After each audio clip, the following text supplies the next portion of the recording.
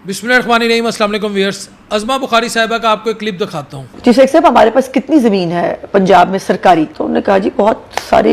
इस क्लिप पर बात करने से पहले मैं मरियम नवाज शरीफ साहिबा के आगे हाथ जोड़ के कहता हूँ कि भाटी से लेकर अब दिल्ली गेट तक तकरीबन 2800 दुकानें हैं।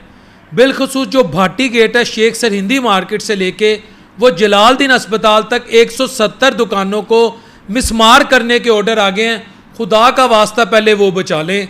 आप बहुत बड़ा और नेक काम करेंगी, आपको हज़ारों लाखों घर जो हैं झोलियाँ उठाकर दुआएं देंगे। व्यूअर्स, ये क्लिप है अज़मा बुखारी साहिबा का जिसमें वो ये फरमाती हैं कि जिन दिनों सैलाब था मरियम नवाज शरीफ साहिबा ने दिन रात काम किया। हम मानते हैं उन्होंने दिन रात काम किया। तो वो नमाज उन्होंने जब पढ़ी, जैसे उन्होंने सलाम फेरा तो उनको ख्याल आया, उन्होंने मुझसे पूछा, बल्कि वहाँ चीफ सेक्रेटरी साहब भी मौजूद थे। ये मैं बाकायदा इस क्लिप का आपको सारा पर्सपेक्टिव और बैकग्राउंड बता रहा हूँ कि हमारे पास कितनी ज़मीन है, यानी सरकार की कितनी ज़मीन है। तो चीफ सेक्रेटरी ने कहा एकड़ों में है, यानी बेशुमार है। तो मरियम नवाज शरीफ साहबा ने बड़े खूबसूरत कलमात कहे कि आप ये ज़मीन, ये जो फैक्ट्री लोग हैं, इनमें क्यों नहीं बांट देते। मुझे नहीं मालूम कि वो बांटी गई है या नहीं, लेकिन मरियम नवाज शरीफ साहिबा, अगर आप गरीब आवाम की दुआ लेना चाहती हैं, अगर आप ताजरों की दुआ लेना चाहती हैं, अगर आप चाहती हैं कि सैकड़ों हज़ारों घर, लाखों लोग बिल वास्ता और बिला वास्ता जो है वो फैक्ट ना हो, वो मुतासिर ना हो, तो ये जो लहर प्रोजेक्ट है जिसके कम अज़ कम अंडर 2700 दुकानें मसमार होने जा रही हैं, तानू खुदा रसूल दा वास्ता, तानू ताड़े वड्डियां दा वास्ता वो प्रोजेक्ट नू तुसी इंज मोल्ड करो कि लाहौर भी खूबसूरत रहे तो लोगों की दुकाना भी बच जान। ये मैं आपसे रिक्वेस्ट करता हूँ। इसमें मैं यकीन करें as a Pakistani, as a citizen of Punjab और उससे पहले एज ए मुस्लिम और इंसान आपसे रिक्वेस्ट करता हूँ, जिसकी एक दुकान चली जाएगी वो कहाँ से अपने बच्चों के मामला तय करेगा। अगर आपको ये अंदाज़ा है कि सैलाब आने से, देखिए सैलाब आता है ज़मीन पर, ज़मीन उधर ही रहती है, फसल एक साल की तबाह होती है, ये याद रखिएगा। मैं पंजाब हुकूमत से कह रहा हूँ, फसल एक साल की तबाह हो गई, उसके बाद किसान फिर अल्लाह के फजल से अपने पैरों पे खड़ा हो जाता है। लेकिन जिसकी एक दुकान, जिसका बाप दादा परदादा या जो कई दहाइयों से वह काम करें, अगर वो दुकान एक दफ़ा मिसमार हो गई, वो दुकान एक दफ़ा गिरा दी गई, तो फिर उस दुकान को कौन तामीर करेगा। उनके बच्चे हैं, उनकी बीवियाँ हैं, उनकी बहनें हैं, उनकी बेटियाँ हैं, उन्होंने अपने घर के अखराजात पूरे करने कि नहीं करने, मेरा ये सवाल है।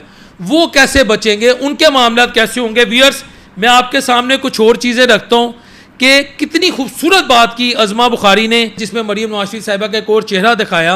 मैं कहता हूँ कि फिर इस तरह तो रेहड़ी बानों को भी हक मिल जाए, मज़दूरों को भी हक मिल जाए। मेरे प्रोग्राम में एक रेहड़ी बान आया, मैं बाकायदा पहले आपको दिखाता हूँ उसकी हालत क्या थी। ये देखें, उसकी कमीज़ फटी हुई थी और ये उसकी टूटी हुई जूती थी।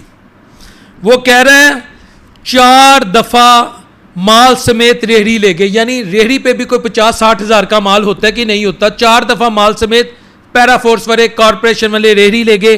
कलमा पढ़ के कह रहा हूँ 2 साल से कपड़े नहीं लिए, ठीक है।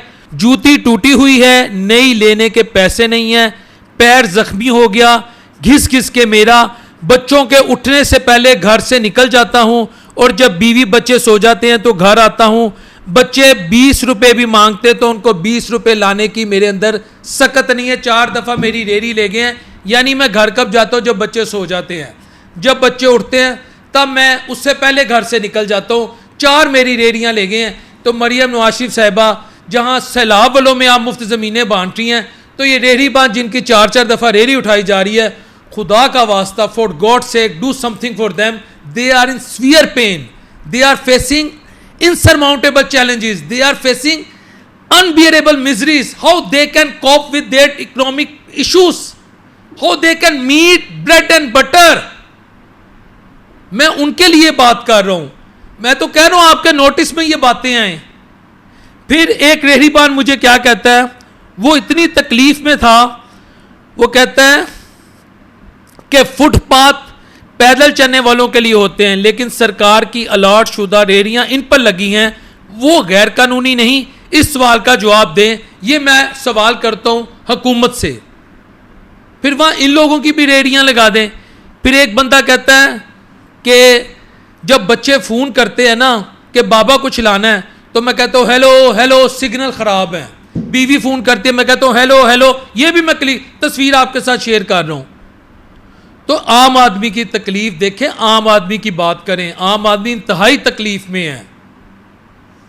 अगर हम ये चेहरा सोसाइटी को दिखाते हैं कि जहाँ सैलाब आता है, मैं कहता हूँ लोगों में ज़मीनें बांट दें, तो इन लोगों की जो बची चीज़ें हैं इनकी रेहड़ियाँ बचा लें, और जिनके पास दुकानें उनकी दुकानें बचा लें। लहर प्रोजेक्ट को कोई और मोल्ड कर दें, हुकूमत किसी और तरीके से खूबसूरत कर दे। आपके पास इंजीनियरिंग की टीम है, लाहौर खूबसूरत करना हो तो कोई मसला नहीं है। अस्सलाम वालेकुम रहमतुल्लाहि व बरकातहू।